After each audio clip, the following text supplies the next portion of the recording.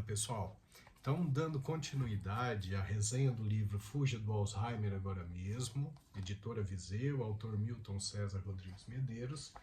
Hoje nós vamos falar a respeito do capítulo 14, por que o fumante desenvolve a doença de Alzheimer. Então é um capítulo muito interessante, em que eu discuto bastante sobre os malefícios do cigarro. Né? O cigarro é a causa de morte evitável mais comum no mundo. E no livro a gente começa discutindo sobre a ação dos agentes químicos do cigarro no DNA, facilitando o surgimento de câncer, não só de pulmão, mas também de boca, de laringe, câncer de mama, enfim, é realmente algo muito ruim. Né? Uma citação do Dr. David Sinclair, da Universidade de Harvard, que ele diz o seguinte, que provavelmente ele não seria a primeira pessoa a dizer isso, mas vale a pena repetir, fumar não é uma atividade privada e sem vítimas. Os níveis de aminas aromáticas, que são cancerígenas, são cerca de 50 a 60 vezes mais altas no fumo passivo do que no ativo. Ou seja, as pessoas que estão próximas do fumante também correm os riscos e, segundo essa fala do Dr. David Sinclair, talvez um risco até maior que o risco do fumante. No cigarro, já foram identificadas aproximadamente 4.720 substâncias tóxicas e existem outras 3.000 desconhecidas, né? Pelo menos 50 a 60 dessas substâncias são altamente cancerígenas. Então, o cigarro é um grande problema em relação a câncer. Mas quando a gente fala de cérebro, nós precisamos lembrar que o grande problema é que o cigarro é um agente muito pró-inflamatório. Ele é um grande produtor de radicais livres, como nós temos visto aí nos capítulos, nas discussões dos capítulos do livro Fuja do Alzheimer Agora Mesmo, nós podemos evidenciar que a inflamação crônica subclínica é um grande fator para a destruição de neurônios. Então o cigarro ele aumenta realmente essa parte inflamatória no organismo, com aumento de interleucinas, e aí vai para aquele mecanismo de redução de produção de fator neurotrófico derivado do cérebro e, consequentemente, uma redução da capacidade de regeneração neuronal, uma dificuldade importante de fortalecimento de vias neuronais e levando ao final a morte neuronal.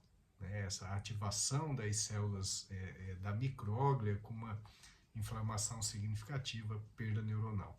Então, no livro a gente discute esses detalhes, eu coloco alguns estudos, como por exemplo do professor Peters, publicado em 2008, ele fez uma revisão e ele esclareceu que o cigarro aumenta os riscos cardiovasculares e também aumenta muito o risco das demências. Né?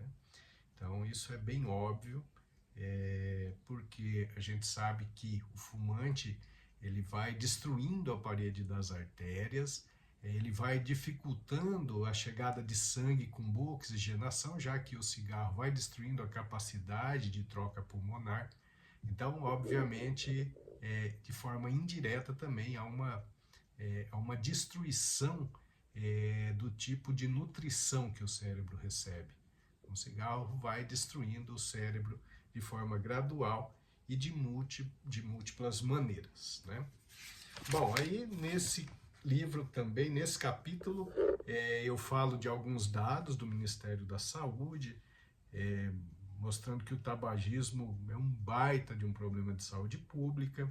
Então ele é responsável por cerca de 200.000 mortes por ano no Brasil, está relacionado a mais de 50 doenças, é responsável por 90% das mortes por câncer de pulmão, é responsável por 25% das mortes por bronquite e enfisema pulmonar, é responsável por 25% das mortes por derrame cerebral, é responsável por 30% das mortes por câncer de boca.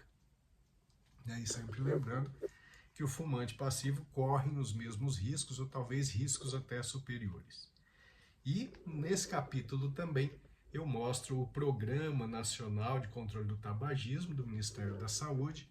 Teoricamente, todas as pessoas têm acesso, e eu discuto ali o passo a passo para que o indivíduo consiga parar de fumar. Então, o primeiro item importante é a conscientização dos malefícios. Isso é muito importante. Quando a pessoa sabe o mal ao qual ela está sendo exposta, normalmente isso é um estímulo importante para parar de utilizar aquela substância nociva. O segundo item é o desejo, a disposição de parar de fumar. Isso é fundamental, a pessoa realmente tem que querer parar. Terceiro, a terapia de reposição de nicotina, que é realizada por meio de adesivos transdérmicos, gomas de mascar, pastilhas, spray nasal. Quarto, terapia cognitivo-comportamental, que pode ser decisivo no aspecto de convencimento da pessoa a parar com o cigarro. E 5, os medicamentos que o médico vai escolher. Existem alguns medicamentos que reduzem a vontade, a compulsão pelo cigarro, e também acabam controlando aquela ansiedade pela falta do cigarro. Então é isso, de forma resumida, é isso que nós temos a dizer sobre o tabagismo e a doença de Alzheimer. O tabagismo é um fator de risco muito importante para o desenvolvimento da doença de Alzheimer.